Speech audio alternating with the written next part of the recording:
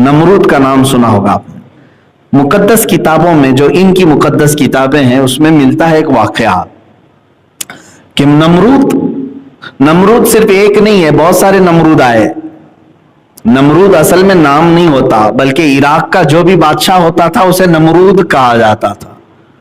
یہ ایک اصطلاح ہے، ڈیفینیشن یاد رکھ لیں آپ. قیصر و کسریٰ بھی نام سنتے رہتے ہیں آپ، میں نے اس کو کئی مرتبہ بتایا، یہ نام نہیں ہے، یہ لقب ہے. جو ملک روم کا بادشاہ ہوتا اس کو قیصر کہتے ہیں، اور جو ایران کا بادشاہ ہوتا اس کو کسریٰ کہتے تھے، اور جو مصر کا بادشاہ ہوتا تھا اس کو فرعون کہتے تھے. تقریباً 17-18 فرعون آئے ہیں، فرعون کئی ہیں. اسی طرح نمرود بھی بہت سارے آئے. ایک نمرود کا واقعہ پرانی کتابوں میں یہ ملتا ہے کہ اس نے بہت طاقت حاصل کی تھی. اس کی طاقت کا حال یہ تھا کہ وہ 1000 لوگوں سے تنہا لڑ سکتا تھا اور جنگلی جانوروں سے تک مقابلہ کرتا تھا، شیر، ہاتھی وغیرہ سے بھی. اتنی طاقت اس کے پاس، اور کبھی بیمار بھی نہیں ہوا تھا. تو لوگوں میں اس کا چرچا ایسا تھا کہ ایسا لگتا ہے کہ یہ پورے انسانوں میں ایک الگ قسم کا انسان ہے، یہ انسان نہیں، یہ بھگوان ہے. جیسے لوگ آج سوچ لیتے تھوڑی سی شکتی زیادہ ہو جائے تو بھگوان ہو گیا، تھوڑا سا اگر پاور زیادہ ہو گیا تو بھگوان ہو گیا. جیسے اب ہمارا پی ایم بھی قریب پہنچنے کے بھگوان کے. تو یہ نمرود کو بھی ان لوگوں نے اسی طرح سے بنا لیا تھا تقریباً. اب جس کو چیلے اس طرح سے بناتے ہیں وہ خود بن بھی جاتا ہے، وہ سوچنے بھی لگتا ہے ہاں میں تو ہوں، لوگ تو مجھے بول رہے ہیں. تو نمرود نے یہ سوچا کہ میں خدا ہوں اور لوگوں کو سجدہ کرنے کا حکم دیا. سارے لوگ اکثر اس کی عبادت میں لگ گئے. جو اس کی عبادت نہیں کرتا اسے قتل کر دیتا، مار ڈالتا یا جیلوں میں بند کر دیتا. بڑا ظلم کیا اس نے. اب اس کے وزیروں نے، یہ یہودیوں کی تاریخ میں بتا رہا ہوں، یہ آلریڈی ایک بار ہو چکا، اب اس کو دوبارہ ریپیٹ کیا جانے والا ہے. اب یہ جو دنیا میں ہلچل چل رہی ہے آپ کو لنک میں دے رہا ہوں. کیوں یہ سب ہو رہا ہے آپ کے ذہن میں ڈائریکٹ بات آ جائے گی. کیا کرنا چاہتے ہیں آج یہ اتنی ترقیات کیوں کرنا چاہتے ہیں؟ سنیے. نمرود سے اس کے خاص وزیروں نے کہا بادشاہ سلامت، اور اس کو خدا کہتے تھے وہ، کہ سب کچھ تو ہے آپ کے پاس، طاقت و قوت ہے، انسانوں پر آپ کی حکمرانی ہے، جانوروں سے تک آپ مقابلہ کر لیتے ہو، سب کچھ ہے، آپ کبھی بیمار بھی نہیں ہوتے. لیکن ایک چیز ہے کہ جس میں عاجز ہو سکتے ہیں. کہا کیا ہے وہ؟ کہا موت. یہ اگر آ گئی تو کیا کریں گے؟ موت اگر آ گئی تو کیا کریں گے؟ سارا دھرا کا دھرا رہ جائے گا. محلات بھی بہت بنا لیے. اس وقت اس نے ورلڈ ٹاور بنا دیا تھا جو دنیا کی ٹالسٹ بلڈنگ تھی، بہت اونچی عمارت اس زمانے میں. اور کیوں بنایا تھا وہ بھی میں بتاتا ہوں. تو اس نے اپنے وزیروں کی یہ صلاح اور ان کے مشوروں کو سن کر کے کہا کہ یہ تو فکر کی بات ہے، آخر کریں کیا؟ کہا کہ ایک ہی صورت رہ جاتی ہے. اب تقریباً دنیا آپ کی فالوور ہو چکی ہے، سارے انسانوں کو جمع کر لیں، سارے انسانوں کو ایک جگہ جمع کر لیتے ہیں اور سب انسانوں کو فوجی بناتے ہیں، سارے انسانوں کو فوجی بناتے ہیں اور ان سب کو لے کر کے خدا سے لڑتے ہیں. پوری دنیا کو ایک طرف لے کر کے خدا سے لڑتے ہیں. اور ایک بار اگر اس کو مار کر ہم گرا دیے تو موت اور حیات تو ہمارے ہاتھ میں ہوگی. اب دیتا تو وہی ہے نا، موت تو وہی دیتا ہے. تو ٹارگٹ اسی کے ساتھ کیوں نہ کر دیا، اسی کو کیوں نہ کیا جائے. تو اس کی بات یہ لگی کہ ہاں یہ کام شروع کرنا چاہیے. تو چیلے چپاٹوں نے پروجیکٹ دیا اور یہ کام شروع کر بھی دیا. اسے معلوم بھی نہیں ہے، عقل ہوتی تو خدا سے نہ لڑائی لیتے ہیں. یہ نمرود نے تیاری جب شروع کیا تو سب سے پہلا کام کیا کیا انہوں نے؟ بہت بڑا شہر بنایا جہاں پر تقریباً دنیا کے سارے انسانوں کو جمع کرنا تھا. اور بادشاہ کا آرڈر یہ آیا کہ دنیا کی ساری زبانیں ختم کر کے ایک ہی لینگویج رکھی جائے. کمیونیکیشن ضروری تھا فوجیوں کو آرڈر دینے کے لیے. سب کی زبان ایک ہونی چاہیے، سب فوجی ہوں، ٹریننگ دی جائے. اب پھر مسئلہ آیا کہ وہ ملے گا کہاں خدا، جہاں سے اس جنگ کرنا ہے نا، لڑائی کرنا ہے. اب اس کے فرشتے بھی ہیں، اس کی طاقت و قوت بھی ہے، کیسے اس کے ساتھ لڑائی کی جائے؟ میرے عزیزو، یہ عجیب سی مزے کی بات ہے کہ دنیا نے یہ تک سوچ لیا اپنے ہی پیدا کرنے والے کے ساتھ لڑائی کے لیے. اس کے بعد وزیروں نے کہا کہ سنا آسمانوں پہ رہتا ہے، بڑی عمارت کیوں نہ بنا لی جائے جو آسمان تک پہنچتی ہو. تو اس کام کے لیے یہ ٹالسٹ بلڈنگ بنی، دیکھتے ہیں جتنی لمبی بن جائے. بنائی اور بناتا رہا، فوج بھی جمع ہو گئی، لینگویج سب کی ایک ہو گئی، زبان سب کی ایک، کرنسی بھی سب کی ایک ہی سکہ چلے گا، باقی کسی کی نہیں. حکومت صرف ایک ہی نمرود کی تھی. اب اس کے بعد اسے اس بلڈنگ میں چڑھنا تھا، چڑھ کر کے اوپر سے دیکھنا تھا کہ خدا ملتا ہے کہ نہیں ملتا. نہیں ملے تو اور بلڈنگ کو بڑھائیں گے، جہاں وہ مل جائے لڑائی کریں گے. معاذ اللہ رب العالمین. کبھی کبھار میں یہ بیان کرتا ہوں تو حیرت بھی ہوتی ہے، لیکن یہاں بات یہ آئی ہے، اللہ نے جو فرمایا نا واللہ اشد بأسا، اور اللہ جنگی طاقت میں بہت سخت ہے، اس پر میں عرض کر رہا ہوں. دیکھو اللہ کی جنگی طاقت کیا ہے. آج ابھی کوئی اتنا بڑا نمرود آیا نہیں ہے جو پوری دنیا کو اکٹھا کر کے سارے یہ کام کر لے. اس زمانے میں وہ کر چکا تھا. اب جب اس عمارت پر وہ چڑھنے لگا، اب جو بائبل وغیرہ ان کی پرانی کتابیں اس میں یہ عبارات ملتی ہیں، آیات ملتی ہیں. قرآن و حدیث میں تو اس کا تذکرہ نہیں ملا. اسرائیلی جو روایات ہیں یا جو پرانی کتابیں ہیں اس میں یہ ملتی ہے بات. اللہ تعالیٰ نے فرمایا اپنے فرشتوں سے کہ اے ملائکہ آ جاؤ، ہم بھی ذرا دیکھیں کہ ہمارا ایک بندہ ہم سے جنگ کا ارادہ کیا ہے. اللہ تبارک و تعالیٰ نے فرشتوں سے فرمایا تو ملائکہ سب کے سب اللہ کی بارگاہ میں عرض کرنے لگے کہ اے رب ذوالجلال، ایسے شخص کو کیوں نہ ہم ہلاک و برباد کریں. اللہ تبارک و تعالیٰ نے نہ اپنے لاکھوں کروڑوں اربوں فرشتوں کو، جن کی تعداد کا علم ہمیں بھی نہیں، بارش کے قطروں سے زیادہ اللہ کے فرشتے ہیں، بہت، ان کی تعداد کا کوئی اندازہ نہیں کر سکو گے آپ.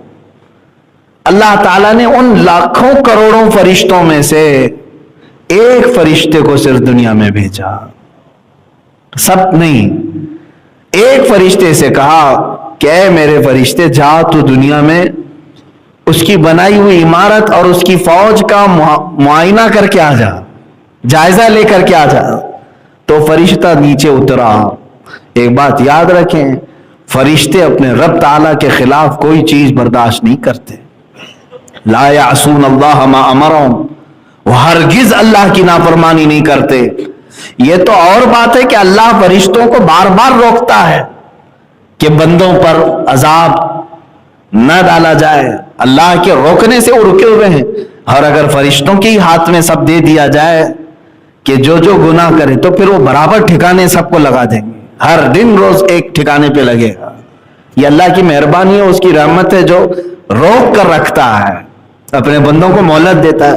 ایک فرشتہ آیا، اس نے دیکھا یہ جنگی تیاری کو، اور پھر کس سے جنگی تیاری؟ اللہ سے، جس نے خود ان سب کو پیدا کیا، ان کو سانس دے رہا ہے، ان کو زمین بچھا کر دیا، ان کو آسمان کا ستون بغیر ستون کا چھت دیا، اور اس سے لڑائی کے لیے.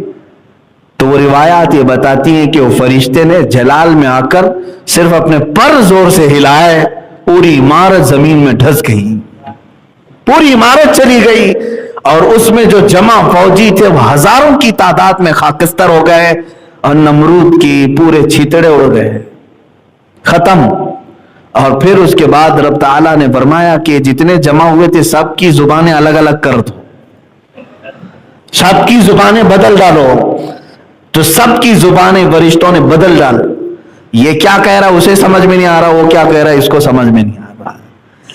آج بھی وہ حکمت باقی ہے پوری دنیا میں. یہ جو ہزاروں زبانیں ہیں اس کی ایک وجہ یہ بھی ہے کہ سب مل کر کے فتنہ نہ کریں، سب مل کر کے فتنہ نہ کریں. اس لیے یہ تمام چیزوں میں اختلافات ڈال دیے گئے، زبانوں کا اختلاف۔ میرے عزیزو، ایک تاریخ یہ ہے، یہ ہو چکی بات۔ اب اللہ کی جنگی سختی آپ نے دیکھا، جنگی طاقت، اللہ فرمایا واللہ اشد بأسا، اللہ جنگی طاقت میں بہت سخت ہے، وہ اشد تنکیلا، اور اس کا عذاب بہت زبردست ہے۔ یہ تو بہت چھوٹی سی بات ہم نے دیکھی۔ اسی طرح سے رب تبارک و تعالی کبھی بھی اپنی جنگی طاقت کے پورے مظاہر دنیا میں نہیں اتارے آج تک۔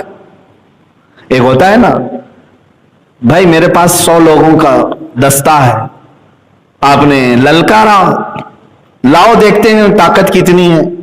اگر میں نے 2 کو بھیجا تو گویا کہ 2% ہی تو اتارا، 10 کو بھیجا تو گویا کہ میں نے 10% ہی اتارا۔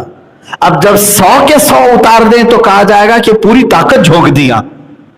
آج تک دنیا میں رب تعالیٰ نے جنگی طاقت کے لیے اپنے پوری طاقت کا کبھی مظاہرہ نہیں فرمایا۔ 1 فرشتہ آیا، 2 فرشتے آئے، یا زیادہ سے زیادہ 5000 فرشتے جو میدان بدر میں اترے تھے میرے نبی کی حمایت کے لیے۔ وہ بھی اس لیے نہیں کہ وہ کافر اتنے سخت تھے کہ 5000 سے مقابلہ کرانا تھا۔ کبھی آپ سوچتے ہیں بدر کے میدان میں جو مشرکین آئے تھے وہ کتنے تھے؟ وہ 1000 کی تعداد میں تھے، لیکن اللہ نے فرشتے کتنے بھیجے؟ 5000 کی تعداد۔ کیوں؟ کیا 5000 فرشتے مل کر کے 1000 کا مقابلہ کریں گے؟ اس لیے نہیں۔ اس کی 2 وجوہات ہیں۔ پہلی تو یہ ہے کہ اپنے نبی کی عظمت اور شان بتانے کے لیے کہ اللہ تعالیٰ اپنے اس کا رسول جب نکلے تو 5000 فرشتوں کا دستہ اسے عطا کرے گا۔